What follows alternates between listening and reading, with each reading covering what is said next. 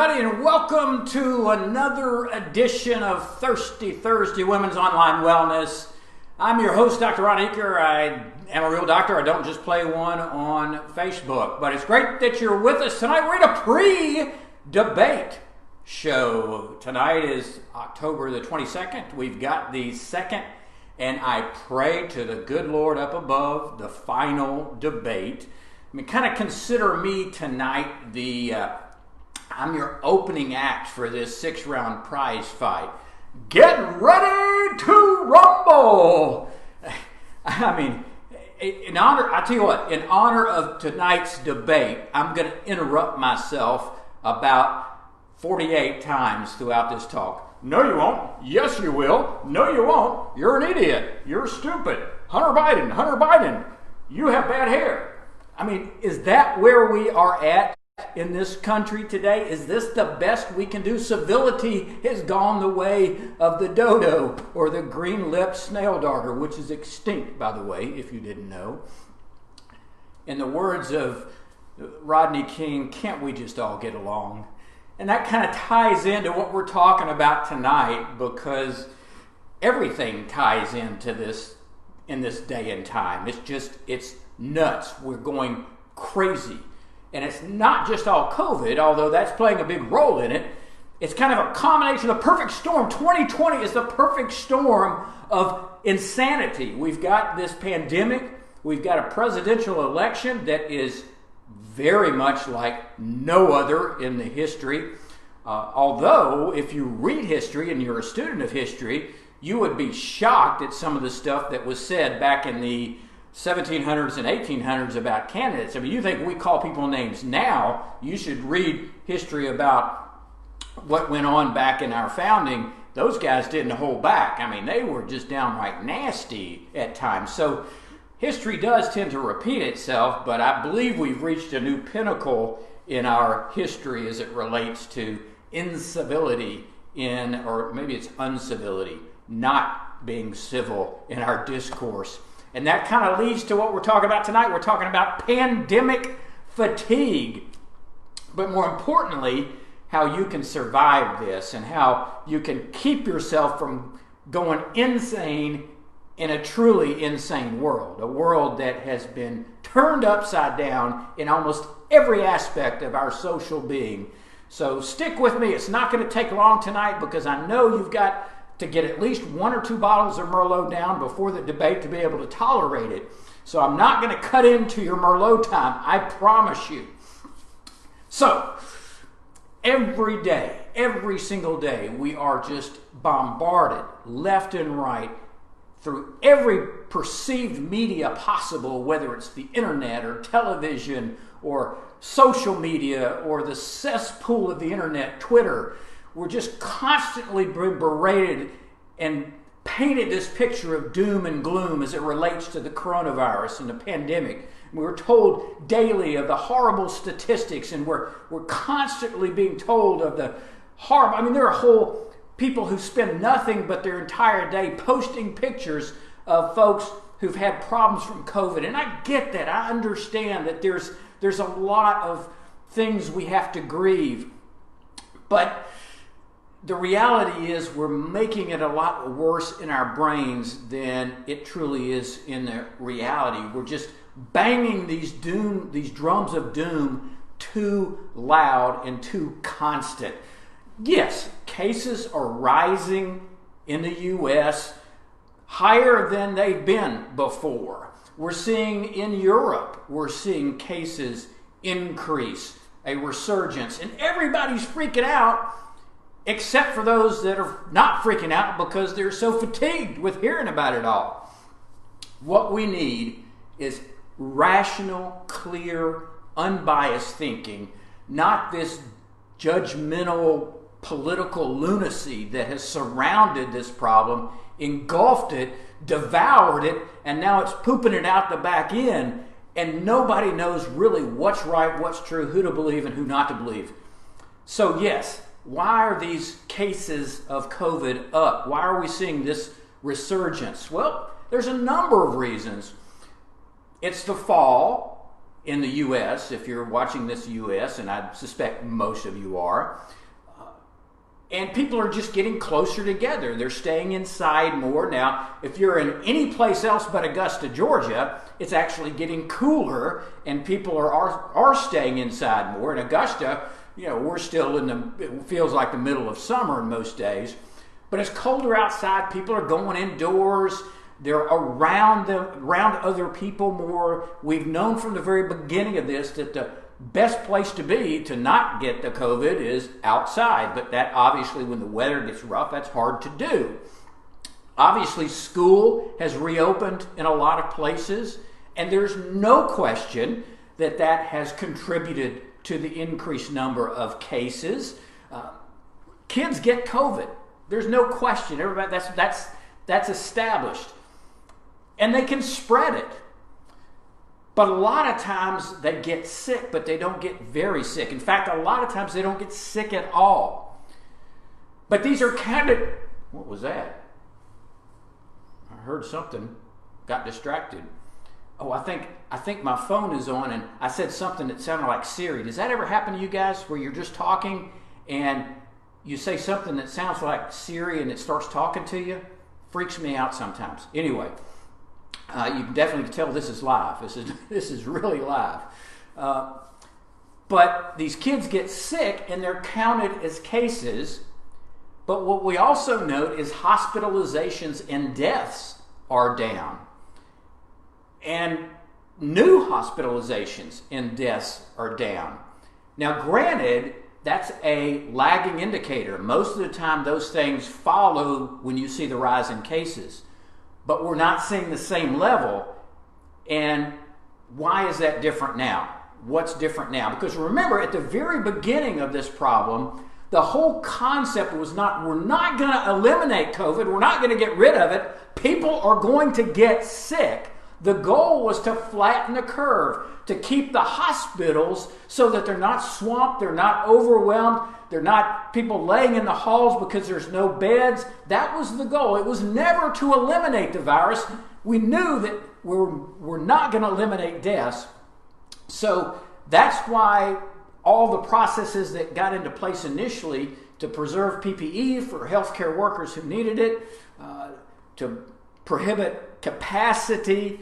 But now we're seeing people do much better because we've learned a lot. We've learned a lot in these past several months. We know now that there are certain treatments that are helpful: dexamethasone, remdesivir, even the monoclonal antibody cocktail that is being used now. So we have better treatments, we have better techniques, better management. We understand now some people shouldn't be intubated, some people should. They should be laying prone versus not. So we know a lot more, and that's one of the big reasons that people are not having the same level of morbidity and mortality. Also, we're seeing younger, healthier people get COVID, and we know that they're at lower risk for these other complications. So there's a multitude of reasons why hospitalizations and death are going down. So, what has all this brought? And I don't need to tell you, but it's wrecked the economy in many ways, especially small business owners. Try starting a new practice model in an economy like this. It's been an incredible challenge for me, trying to introduce people to a new way of thinking about their health and wellness in a time frame where the economy is going through gyrations that we never anticipated. So it's definitely affected the economy. We've seen a rise in overdoses. We've seen a rise in substance abuse. The one thing I think about all the time is the number one cause of stress and strain in marriages is financial issues. Well, welcome to 2020. I don't know any family out there who's not at some point dealt with some of the issues created by the pandemic, strictly if we just look at the economy. If we if you've not been affected physically, or a family member hadn't been physically, you've been touched economically. And that sets up a whole cascade of issues related to stress and unintended consequences of all the things that have been going on. So no doubt, and I haven't seen the statistic, but it'll be fascinating, probably in about 9 months we're going to see a rapid rise in two things. One, we're going to see a lot more births because folks are getting bored and don't have anything else to do. And we're also going to see a rise in divorces because they're getting bored and don't have anything else to do. So it's going to be interesting to see the fallout of this as we write the history of this down the road. People are dying more of overdoses. We were kind of getting a handle on some of this opioid crisis and problems. Well, now that's backslid. That's not, we're not able to wrap our heads around that as much and do as much about that tremendous crisis because of all the resources that are now going toward the COVID or the anxiety resulting from dealing with COVID. Did you know, I read this the other day, this was fascinating, that there's a 22% increase in alcohol purchases over the last few months. Now, some of that, of course, is people can't go into bars and get their drinks there, but I don't have to tell you what that potentially will lead to if you're seeing, if you just interpret that as meaning that, well, maybe the drinking rate's gone way up. I don't think that's a surprise to anybody, but it's a reaction to stress, self-medication. And it's just another example of the changes that we're going through. We become so fixated and so captivated by the physical problems, and we should, because they're very serious ramifications of this real virus, this real disease, but we can't forget about the secondary effects. We know that probably down the road may have a higher impact because that's affecting everybody, not just those that actually get the virus, but everybody is affected by the financial, the stress, the strain, the isolation. And this is really what is creating this pandemic fatigue. People are just getting fed up with it. Everybody I see in the office right now, their response to this is, I'm so sick of this. I'm so tired of this.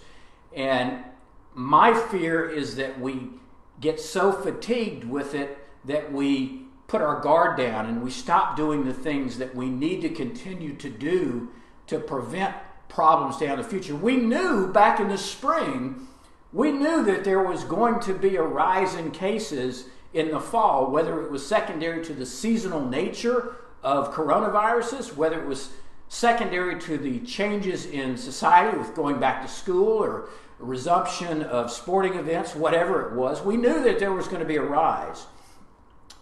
We just hadn't done a very good job at dealing with the emotional side effects and problems associated with that.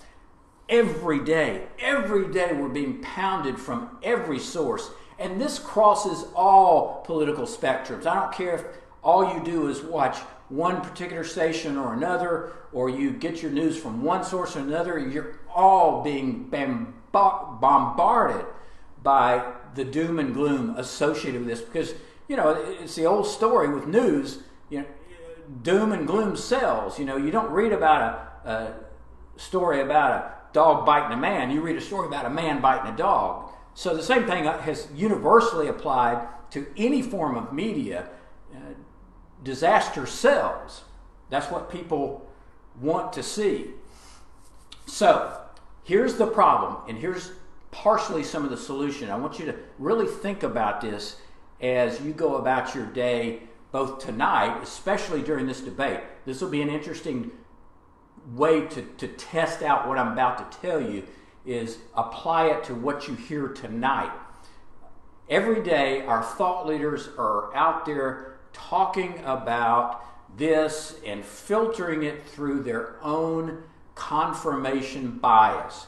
That is a term that I want you to tattoo on your brain. Confirmation bias. What is that? It's the tendency to search for, to interpret, to favor, or to even recall information in a way that confirms or supports your prior beliefs or values. So, consciously or unconsciously, we all do this. We select out for things that support what we already believe.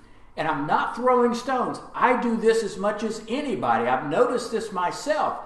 I mentioned before, a part of my everyday is scanning through the medical literature. There's several services that provide different studies and articles just so I can keep abreast of the most current across different specialties, so I can use that to present to you and in my own practice.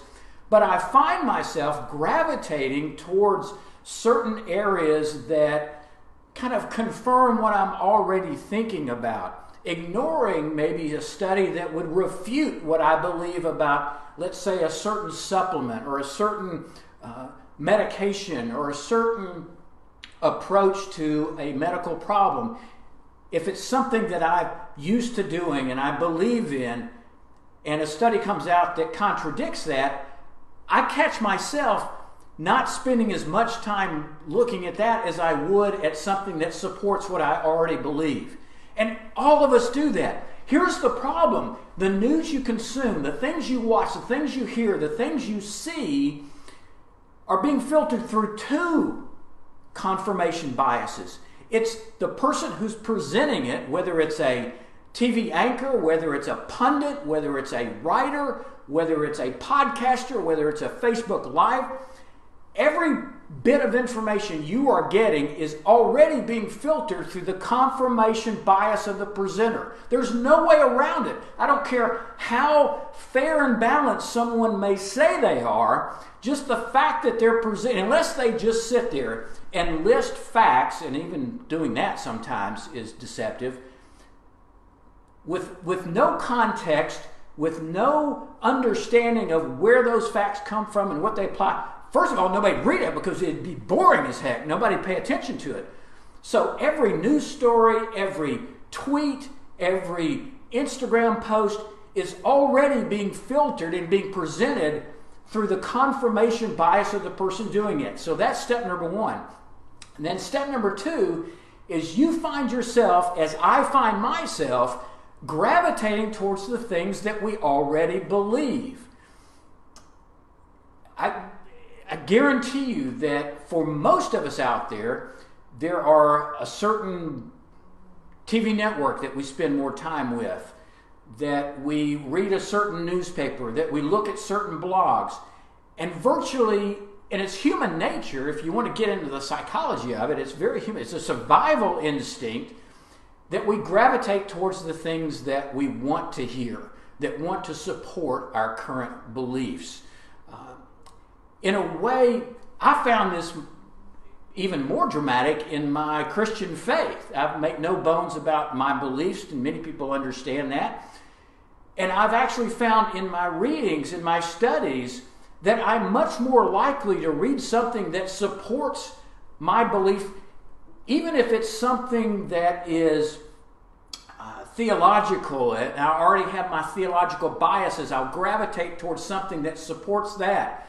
Whereas I would be very hard put to read something by, say, Richard Dawkins, who's a well-known atheist who writes very voluminously about a very contradictory viewpoint to what I would normally believe. I would have a very difficult time reading that because it was so contrary to my current belief state.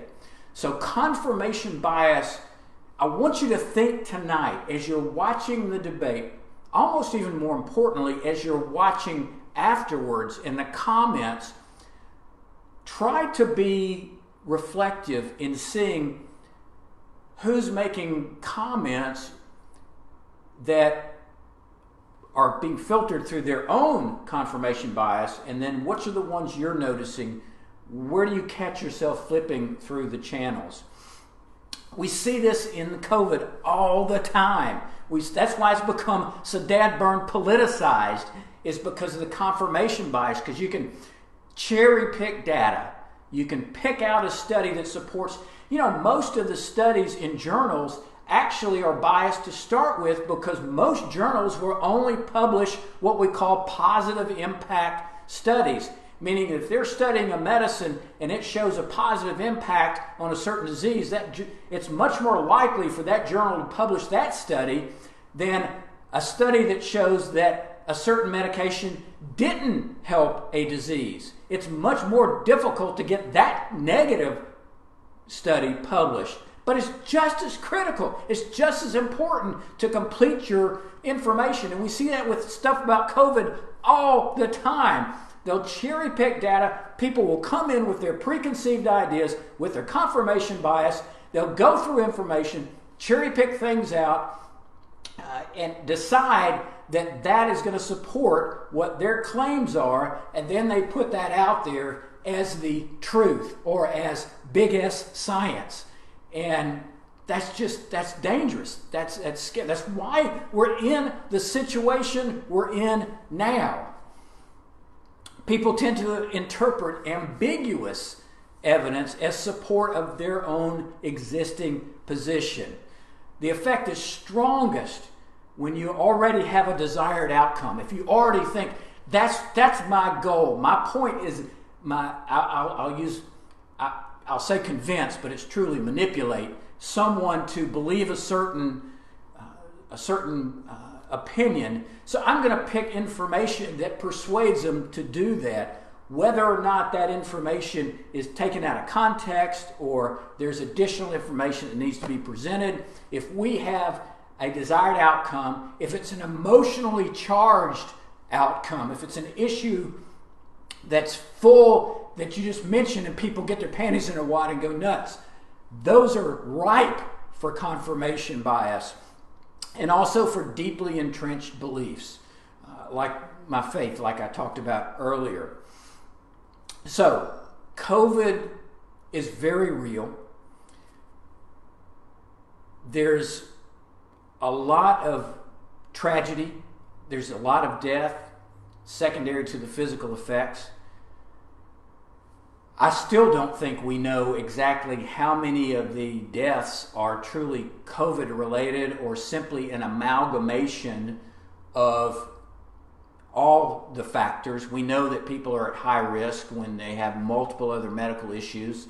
COVID could be an initiator of the dominoes, but to say it is the sole reason for someone's death, it's very difficult, and to know how accurate that data is. We don't know how much are due to the despair from the economic changes and damages, from the substance abuse, from the ruinous economy, from missed opportunities to screen for cancer. We don't think about that a lot of times.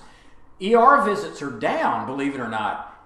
The reasons ER visits are down is people are afraid to come in because they're worried about getting exposed to COVID. So people with chest pain who would get adequate treatment, maybe prevent some heart damage, are not coming in as much. People who are short of breath, people who really need preventive care, even PAPs and mammograms, and the people who need preventative care are not getting that because of a largely incorrect fear, invalid fear of COVID. And we won't know what impact that's going to have for several years. That's going to be the part of the unintended consequences. And they're just seized with fear because the doom and gloom of the media is just drilling it into their heads. And like I said, they're getting terrified. And it's just only intensified as we've gotten into the fall and we're starting to see cases rise again. Now, I got to tell you, I'm a doctor with 32 years of experience. And I'm still having problems sorting all this out. So what's the average non-medical person to do? A lot of them are just throwing up their hands, and they're just kind of getting very frustrated and angry and fatigued with the whole situation. They've seen their livelihoods affected. Mom and pop shops have closed. People have been laid off. There's not a day that goes by that I don't talk to somebody in the office who has been laid off or had a husband laid off or the kids have had trouble financially. Schools obviously have been impacted tremendously. The kids are at home, bouncing off the walls. I got to tell you, poor teachers. I have gained a huge respect for teachers. I see so many teachers in the office, and that's one stressed out bunch, and rightly so. The things that they are expected to do now have markedly affected their stress level and their mental and emotional health. If you have a teacher in the family, or you know a teacher, or your kid's teacher, take a minute and write them a note of support. Give them a phone call. Reach out to them. They need it. Next to policemen, I think there's a lot going on in the country now, and I think policemen need our support as much as anybody. But teachers absolutely are really having a difficult time with this, and my respect and my prayers go out to each and every one of them, and I challenge you to express your appreciation if you're in that situation where you can say that to a teacher. We've seen sports be affected, and things that are a part of our social fabric. I mean, churches, good gracious, churches have tremendously been affected, and you wonder what that's going to do down the road. You wonder how that's going to impact people coming back into congregations. From the very outset, faith and religion has been a communal exercise, and we don't know yet how that's going to affect people's individual beliefs and the church as a community, as a whole. We're very social creatures. Even introverts who get energy by being alone are starting to have problems. Extroverts certainly are, because they get energy from being around people, and they can't. So what do? That's where you really get into the controversy. And let me just say this. The people who talk about politicians, or people who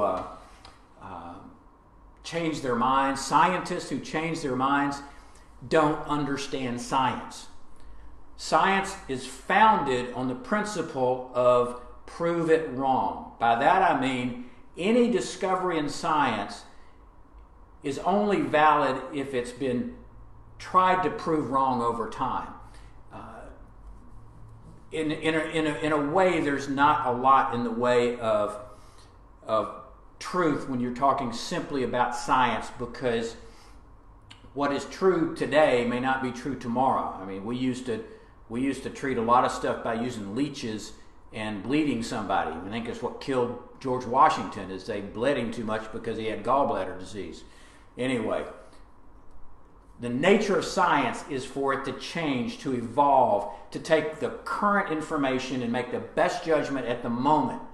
So don't accuse the scientists, the doctors, of being wishy-washy or flip-flopping. I don't want somebody who never changes their mind. I don't want somebody, whether they're a politician or a scientist, never able to take different information and come to a different, better conclusion. If they're so pragmatic, if they're so stoic in their view, and they are can only see one viewpoint, I don't have a lot of need for that kind of person. I want somebody taking the information they have at the time, which is different from week to week with this COVID stuff, and don't lambaste them for changing their minds, because that's the nature of science, and many people don't understand that. So let's just take some practical examples. What about masks? Should we mandate masks? Do you ask people who you see that aren't wearing masks to wear masks? Do they even work? Well, personally, I think there's a good enough chance that masks help, if for no other reason just to reduce what we call the inoculum. That's the amount of virus that someone could come in contact with. We know there's a dose response. The more virus you get, generally the worse the disease. So anything that might even reduce that a third has a potential benefit for you as an individual. And we also know that it helps reduce the transmission of viruses. So if you get sick, you might not get that sick. It's as simple as that. Personally, quite honestly, if I'm outside and I'm going into a grocery store, or if I'm going into a restaurant where I'm going to be inside, I'm going to wear a mask. Now, of course, when I'm actually still eating outside at most restaurants, but that's my own personal value, and that's what I'm going to do. Do I think I have any right to tell you to? No, I don't think so. I think, and I'll get to that in just a minute. So personally, I wear a mask when I'm out in public. Obviously, I'm wearing a mask all the time in the office, as we expect all our patients and our staff to do. Whenever I can't distance from people, I'm wearing a mask. Do I wear a mask when I'm out running? No, because there's no evidence that in that scenario it helps anybody, me or anyone else. So of course I don't. What about the schools? We talked about the schools. You know, you've got to weigh this. The risk of the children is really quite small compared to the risk of older people, folks. And I've talked to the teachers. I get it. They're scared to death. I understand that, and a lot of them have many of the comorbidities. So the risk to the teachers is very real, and that's why masking, distancing, taking precautions while you can. But gosh, keeping kids out of school is just going to have a ripple effect that's going to really create massive problems, I see, down the road.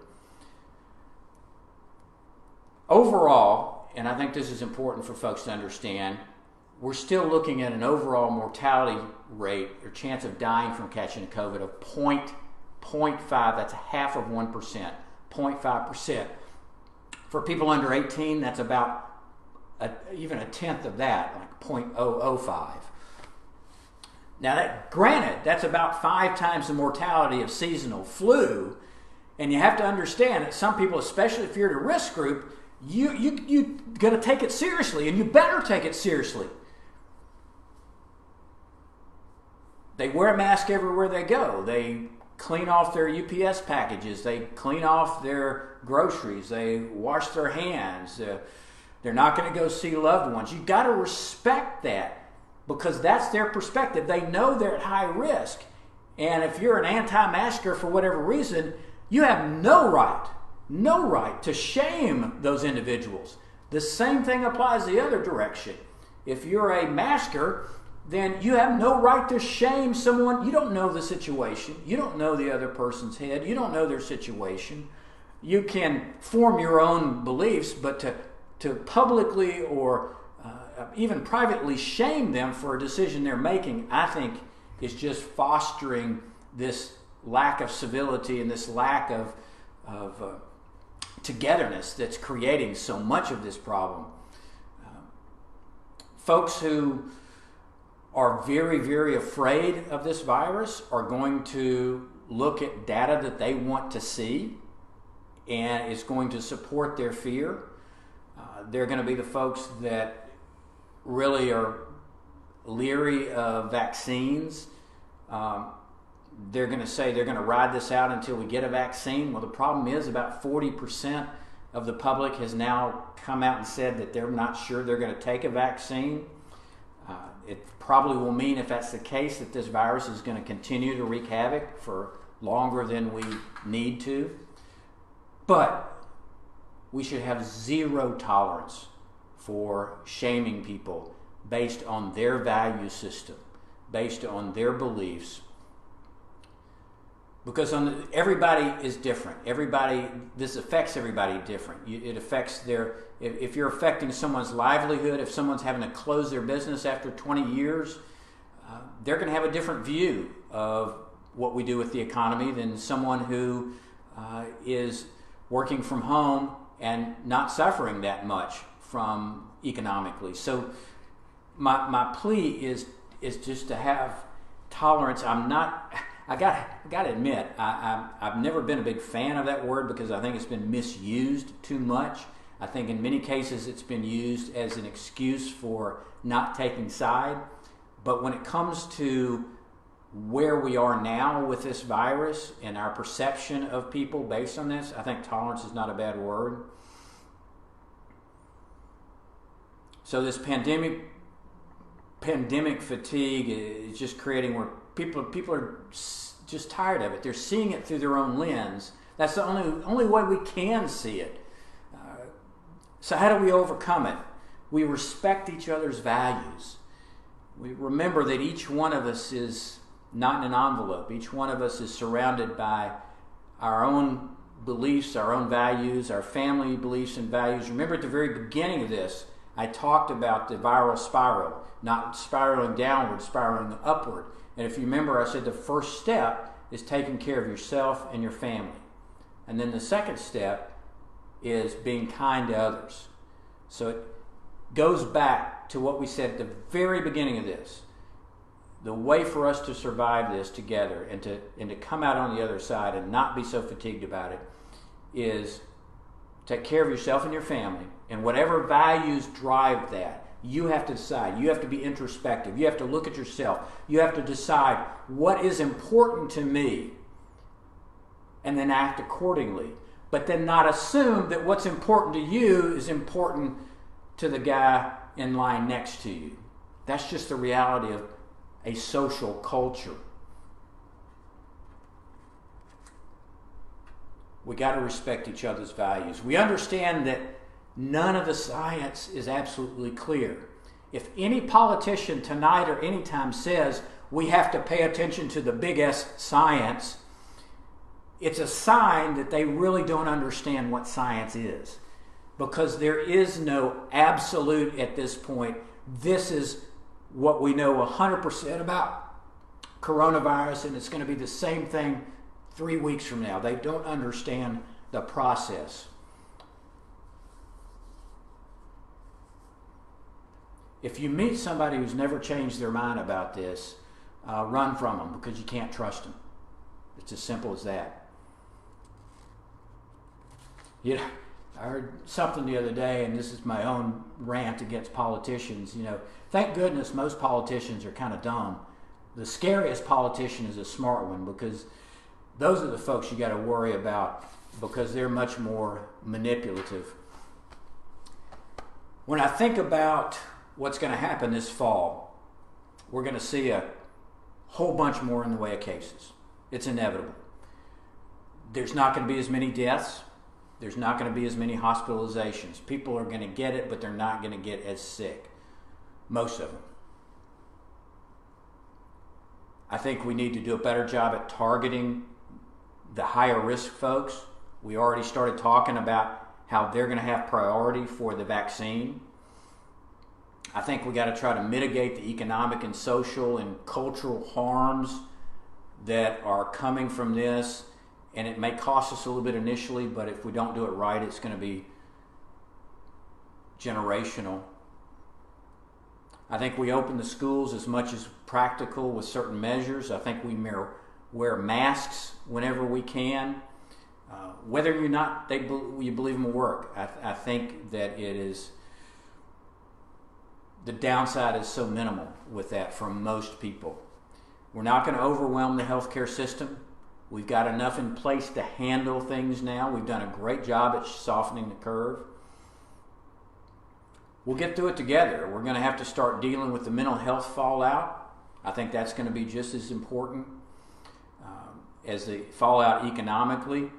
You know, wash your hands, keep some distance, avoid large gatherings, understand your risks, understand your family's risks, act accordingly based on those values.